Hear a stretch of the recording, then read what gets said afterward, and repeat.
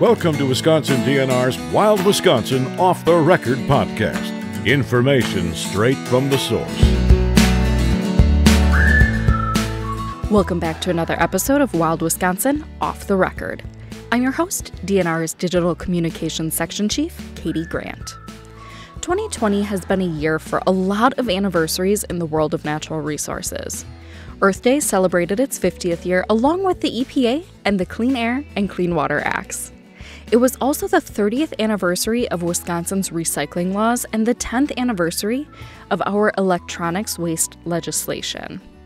For today's episode, we sat down with a couple of people who have been involved with electronics recycling in our state from the beginning. But first, a pop quiz. You just bought a new TV. What do you do with the old one? A. Leave it on the wall to use as a place to tape your kids' artwork. B. Take it to an electronics recycling collection site. Or C. Put it in your curbside recycling bin and hope for the best. So what do you think? A might be a great way to reuse the TV, but do you really want two TVs on the wall? We'd answer B. Taking it to an electronics recycling collection site. In this episode, you'll learn more about why recycling these items makes a lot of sense for Wisconsin's natural resources. To get us started, we sat down with the DNR's eCycle Wisconsin coordinator, Sarah Murray, to learn a bit more about what the law includes and why it's so important we recycle these items. Sarah, take it away. Sure. Well, I am the eCycle Wisconsin coordinator for the DNR, and I've been in that role since the program started in 2010. Yeah, what does it mean to be the e-cycling coordinator? What is kind of a little taste of what it is that you do day to day? So there's a few different things the DNR does for the eCycle Wisconsin program.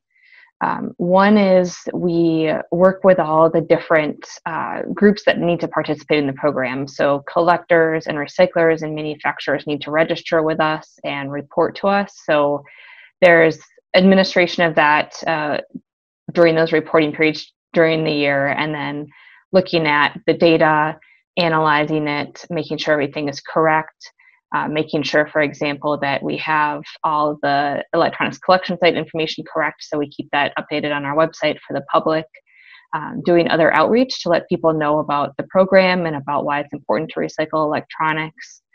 And then working with my coworkers on the team, we're actually doing physical inspections of a lot of the collection sites and recyclers, and answering questions that folks have about the program. So those are some of the highlights. Fantastic. So before we get too far into it, can you tell me a little bit about what actually is e-cycling and what kind of items fall into that category? Sure. E-cycling is just sort of the cute term we came up with for recycling electronics. And so, as people can imagine, there's a whole lot of things that are electronics right now. Almost everything, it seems like it's starting to have a little circuit board in it and other electronic components. But when we talk about eCycle Wisconsin, it was a program set up by Wisconsin's electronics recycling law to specifically collect and recycle a specific list of electronics from households and schools. So we're thinking consumer electronics, a TV accessories like a DVD player or even a VCR, computers, including things like tablets, laptops, monitors, computer accessories, and desktop printers. So those are some of the things that we're collecting through the eCycle Wisconsin program and focused on specifically. Why is it so important that we actually recycle these items rather than just, tossing them in the garbage can or even throwing them in the curbside recycling bin? Yeah, there's a couple things there. So in general, it's important to recycle electronics for sort of two primary reasons. One is some of them, especially older electronics, do contain hazardous materials. So the old tube style TVs have up to several pounds of lead embedded in the glass. A lot of the first generation flat panel TVs and monitors had fluorescent tubes in them containing mercury. There's other heavy metals, chemical flame retardants and things in electronics. So we don't really want those just out in the environment or being recycled improperly where it's, causing potential harm to workers. We want to make sure they're handled safely. And then the other side of that is nearly everything in electronics can be recycled. So we want to conserve those resources. For the program in the last 10 years, for example, we've managed to collect and recycle the equivalent of about 47 million pounds of steel, 16 million pounds of copper, 8 million pounds of aluminum, not to mention glass and plastic, and that can all be reused and made into new products. You asked too about why we can't just put it in our curbside bin. So if you think about a lot of our electronics, like take a laptop, it's just a lot more complicated than a can or a bottle or a cardboard box. There's a lot of different pieces to it, so it can't be handled in the same facility with the same equipment. A lot of electronics need some degree of hand disassembly, even though they do also use shredders and other high-tech machines.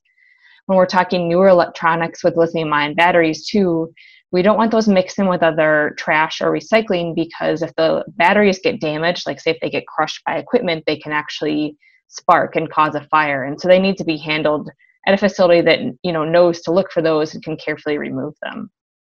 Yeah, that's a really good point. We've shared before on Facebook the pictures of dumpsters on fire, for example, because batteries were in there or they got crushed and they did start on fire. And I think that's something that a lot of people don't realize can actually happen with that.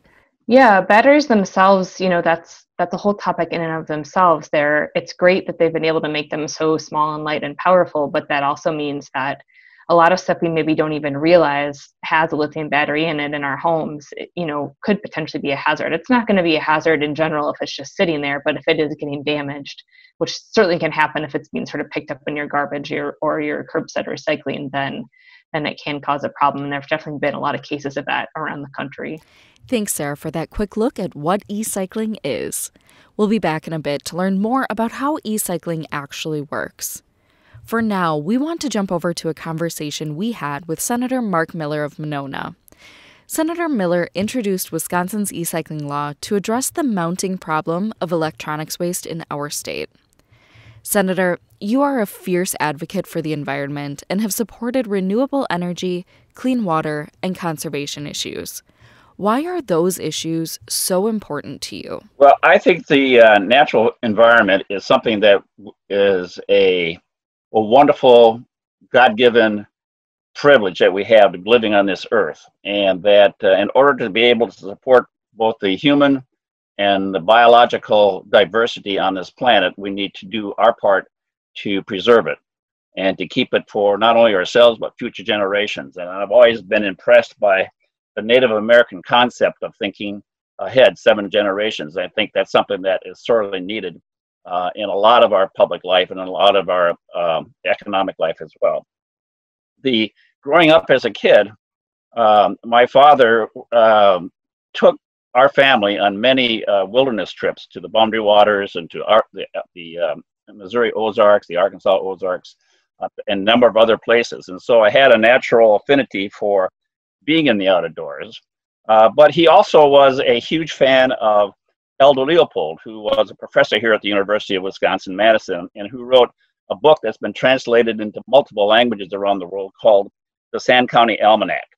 And that was, my father loved to read, and he would read chapters from the Sand County Almanac to us like most kids would get read bedtime stories. And so I grew up very much appreciating the importance of the land ethic that Leopold preached. So this was a very important part of the reason I ran for the legislature, was to advance Wisconsin's already leadership role in protecting the natural resources. And not only was it Aldo Leopold, we also have Gaylord Nelson, John Muir. It goes back to John Muir when Wisconsin was early on in its existence. So we have a tremendous legacy, but we also have tremendous resources here, from the Apostle Islands to the Devil's Lake to the forest of the north, and to the parks and recreational areas we have in our urban areas. So I think these are good for our public health, both physically as well as emotionally, to be able to have access to those resources, and to protect the quality of the water, because water is the lifeblood of our existence, really. And so we have our self-preservation in mind, but also a responsibility for future generations. And so that's how I became why this was such an important issue during my legislative career. Absolutely. Since 2010, more than 325 million pounds of electronics have been recycled across the state. How did you originally get involved in making that happen? The issue of electronic waste was brought to my attention by an advocacy group back when I was still in the assembly. And they had some model legislation which I modified to suit Wisconsin and introduced it. However, I'm also a participant in a national organization called the National Environmental Legislators Caucus, NCEL, National Caucus of Environmental Legislators.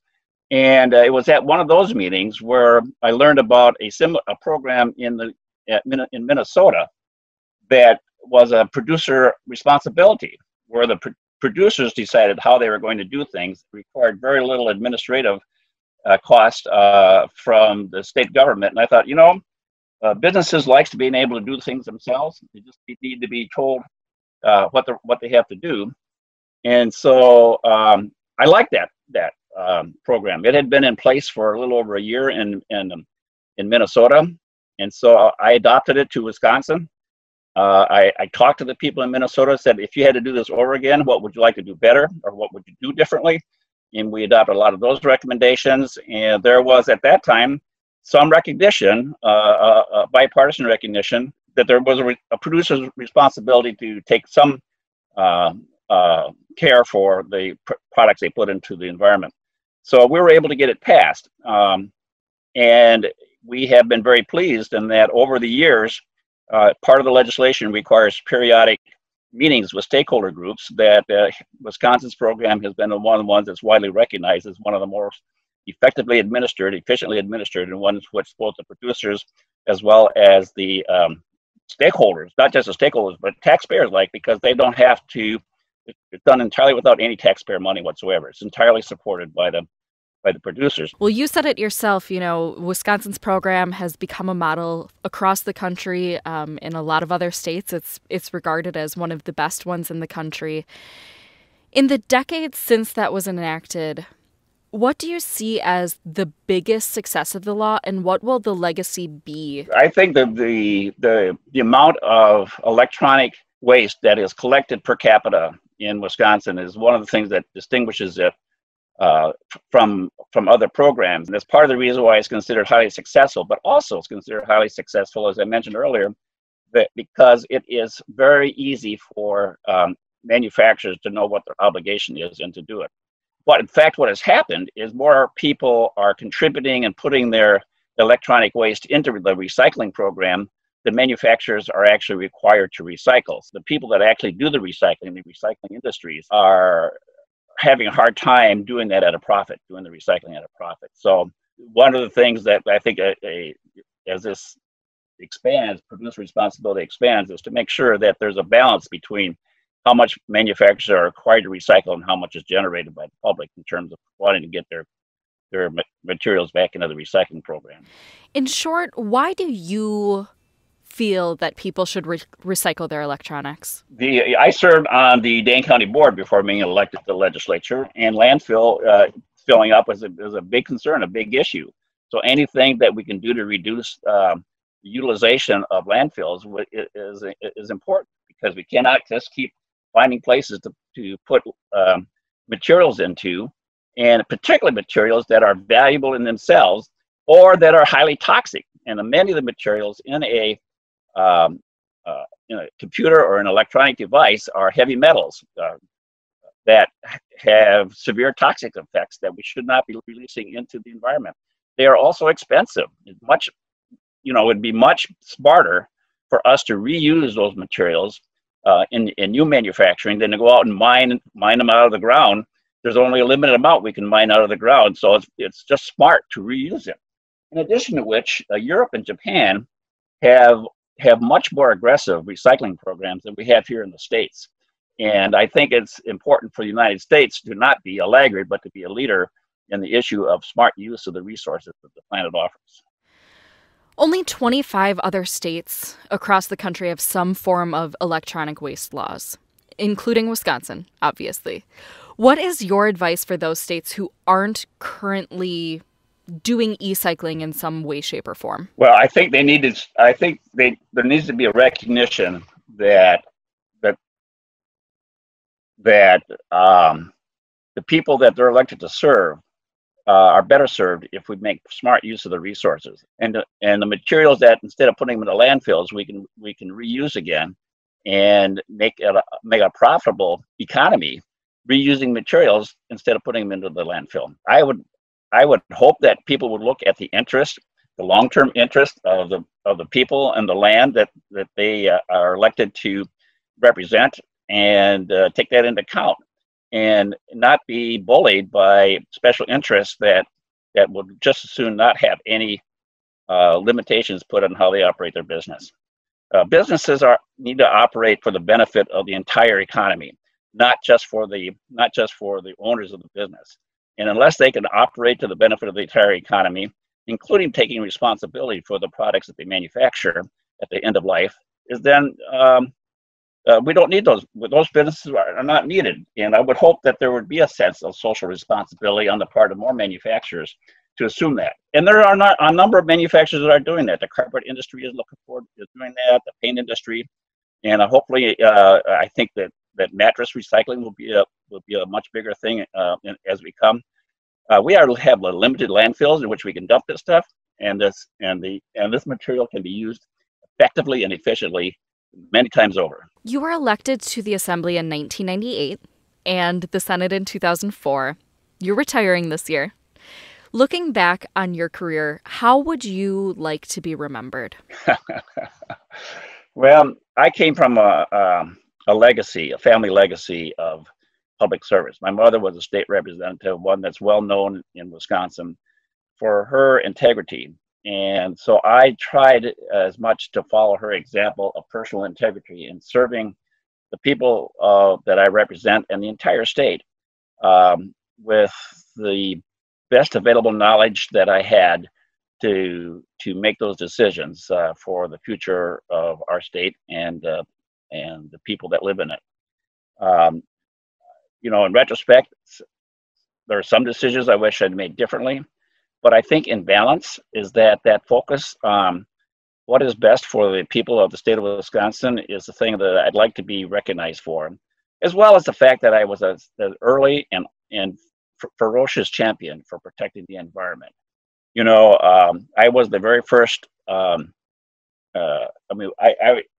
authored the legislation that has our current renewable portfolio standard, and at the time, back in the early aughts, when I introduced it, it was considered wildly aggressive at 15% renewable portfolio standard. That's how much of the electrical energy will be done, which has to be generated by renewables. But it was scaled back to 10%, which is where it still stands. Whereas other states have gone on to much higher requirements, 50%. Hawaii even has 100%. And I think in terms of climate changes, that's something that we have missed the ball on. And I feel badly that Wisconsin was not able to take a leadership role in that, because this comes close to being an existential challenge for us in terms of maintaining the climate at a stage that the kinds of life that we've come accustomed to, that we've evolved to become accustomed to, will continue for future generations. The Great Lakes Compact is something that I was very proud for the role that I played in it. This was an agreement amongst the 8 Great Lakes states to work cooperatively to preserve the quantity and the quality of the waters of the Great Lakes, and that has worked reasonably well. I think it happened at a sort of auspicious time. It was done in a bipartisan way with both Republican and Democratic governors, and that, in addition to the electronic recycling, are things that I feel were accomplishments of my legislative career. Well, Senator Miller, we certainly thank you for everything you have done to advocate for Wisconsin's natural resources over the years. Now, we've gotten a taste of what ecycling is, how the legislation came to be, and potential roadblocks for the future. So how does it all work? Let's go back to that conversation with Sarah Murray to learn a bit more. So let's take a walk through the life cycle of a recycled electronic item. I know, for example, I have an old laptop sitting in my basement right now. If I wanted to recycle it tomorrow, how do I make that happen? Sure. So the first thing you'd want to just think about, especially with a computer, is your data. So have you gotten off any data that you need? And I know sometimes that's kind of a hang up for folks. I know I have an old laptop where I keep thinking, man, I got to make sure I have all those photos uploaded and so forth. So that's a step number one. And then you want to make sure that either you're taking steps to keep your data secure, or that you're taking it to a place that's going to keep your data secure. So you can do a little research depending on your, sort of tech comfort level about programs you can get to help erase data. A lot of things like smartphones have some factory reset settings, but you can also just make sure you're taking it to a place where they're going to be careful with the device and make sure that it's going to a recycler that's either going to wipe off that data or it's going to physically destroy sort of the memory on it. So that's kind of the back piece. But if you're ready to do that, we do keep a list on the DNR website of collection sites and mail back programs. So you could take a look and see what's in your area. For something smaller like a laptop, your manufacturer may offer a free mail back program where you can print out a label. So that's certainly one option, especially if you're not seeing collection sites near you. But otherwise, you can take a look, find a place that you can drop it off, check and see if there's any fees, and obviously, especially right now, if there's any COVID restrictions or special protocols you need to follow, and then you can take it in and hand it off to them. Okay. So you mentioned checking to see if there were any fees. I know that's something we hear a lot about, especially on our social media. Why does it cost anything at all? And how are those costs determined? Yeah, that's a good question. So when the electronics recycling law was passed, a big part of the intent was to make it easier for households to recycle electronics. And in order to do that, it requires manufacturers of TVs, computers, monitors, and printers to register with the DNR each year and to help pay for recycling costs. So electronics manufacturers are helping to fund some portion of the electronics recycling system. The tricky part is the way the program was set up, it's market-based principles. So it didn't set a certain amount that manufacturers have to pay. It just said they have to recycle a certain number of pounds each year. And then they sort of negotiate those costs with recyclers. And what we've seen over time is some of the recycling costs have gotten higher because it's harder to recycle some of the hazardous materials, and some of the materials like the plastics don't have as much value on the commodity markets, but the manufacturer payments haven't necessarily kept up. So unfortunately, something we've seen over the years is more costs, especially for things like those old TVs, getting passed from recyclers down to collectors and then consumers because the manufacturer payments aren't covering the full cost. It's something that we're hoping could potentially be changed in the future. The DNR does a report every year making recommendations to the legislature to consider. We've definitely looked at ways to maybe figure out how we can adjust sort of the economics of the program so that people won't have to pay as much. I will say that especially for something like a laptop, it's likely you could find something that's free. It's really the TVs that are the trickiest part, and that's not universal every place in the state, but especially IT equipment. There's a lot of places like Goodwill locations in a lot of parts of the state, some other retailers. Like I said, mail-back programs, there usually are free options for IT equipment. Another question we hear a lot about on social media is, why don't we just include the cost of recycling in the cost of the item initially, kind of like a core charge type thing? Is that something that's feasible in Wisconsin, and what hurdles might come with such a program? Yeah, I know people bring that up a lot. A lot of our stakeholders have talked about that, and it seems very simple on its face, is that you pay a small fee up front, when you're already paying money for a device. I think the tricky thing, not to get too into the weeds of policy here, is that money has to go somewhere and then somebody has to manage it. So California actually has a system like that where you pay an upfront fee on certain types of electronics and the state manages it, but it's sort of a big, it's a big bureaucracy to manage it because it's a lot of money. I mean, they're a bigger state, obviously, but you need to have, a lot of dedicated people managing that fund. And just politically, no other state has wanted to do that. There are discussions of maybe doing that and having it be managed by the manufacturers, but with electronics, it can get a little tricky because manufacturers of different types of electronics maybe have different interests, and then figuring out how you then get those payments back down to the recyclers and collectors, it's a little bit, it's not as easy as you would hope to sort of set that up and make that work for everybody. Okay, well, so let's say that I've dropped off my laptop or my TV or whatever sort of device it may be. What happens to it from there once it's at the recycling facility? Yeah, so let's say you dropped it off, at your local municipality's collection site. They're probably going to sort it. If they don't have you actually put it into a different bin, they'll kind of sort and package it, get them ready to ship to the recycler so that those batteries won't get damaged and glass won't get broken, that sort of thing. And then it'll go to a recycling facility that's registered under the eCycle Wisconsin program. And currently about 80% by weight of what's collected under the program goes to a Wisconsin facility for dismantling. We have a couple of very large high-tech electronics recyclers as well as some smaller ones that do a great responsible job of pulling the device apart. And then otherwise it probably goes to one somewhere in the upper Midwest. And so the recycler will check that in. It may go to a different part of the facility depending on whether it's a container of laptops or TVs or sort of miscellaneous keyboards and mice and that sort of thing. And then it'll go into whatever handling it needs. So if it's devices with those batteries, they'll need to do a little bit of hand disassembly to pull those out. Or if it's the old tube TVs, they need to take that glass picture tube out and the plastic will get recycled separately. They'll break up the glass and send that out for shipping. A lot of the larger recyclers now have big shredding equipment. So once they've removed any sort of hazardous components, they can send a lot of the rest of the shell of a laptop or a keyboard or things like that through a shredder that shreds it up, and then it uses a bunch of different sorters. So there'll be magnets to pull out steel and eddy currents to separate the aluminum and optical sorters for the plastic. And the goal is to get out as pure a stream as possible of different commodities. Which can then be shipped, if they're pulling steel out, that can be made into a bunch of new things. It can just be kind of managed like other scrap metal would be. We have had this law in place here in Wisconsin for about 10 years now, and we've made really great strides with recycling those electronics, but there's still work to be done. What do you see as our biggest challenges moving forward?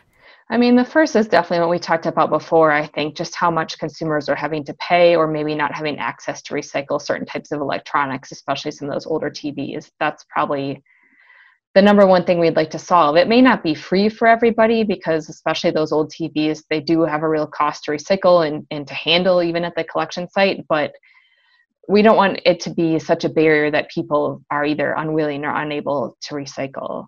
And then I think what I would like to see us look at going forward too is just how electronics are changing. I mean, if you think 10 years ago, the types of electronics we're using were very different. There were just starting to be smartphones and tablets, and now we have all the smart home devices and everything else like that.